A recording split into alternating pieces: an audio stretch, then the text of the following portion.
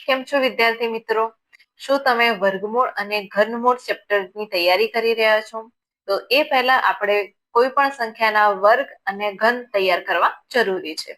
તો હવે આપણે વર્ગની વાત કરીએ તો વર્ગ કેમના શોધવામાં આવે છે? તો કોઈ પણ સંખ્યાનો પોતાની સાથે જ 2 વાર ગુણાકાર કરીએ આપણે તો શું મળે છે? આપણને વર્ગ મળે છે.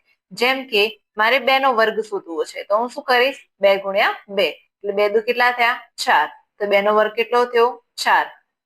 3 નો વર્ગ કરવો હોય તો 3 ગુણ્યા 3 એટલે કે 9 થયા. તો આવી રીતે આપણે વર્ગ શોધી શકીએ છીએ.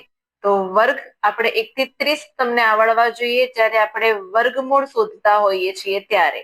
કઈ સંખ્યાના વર્ગ છે એ પણ ખબર હોવી જોઈએ અને તેના વર્ગો પણ ખબર હોવી જોઈએ. તો ફરીથી રિપીટ કરીએ, 2 વાર એનો ગુણાકાર કરવાથી વર્ગ આપણને મળે છે.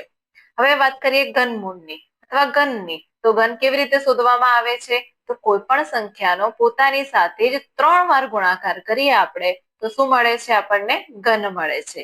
જેમ કે 2 જ લઈએ છીએ ફરીથી. 2 નો ઘન 2 ગુણ્યા 2 ગુણ્યા 2.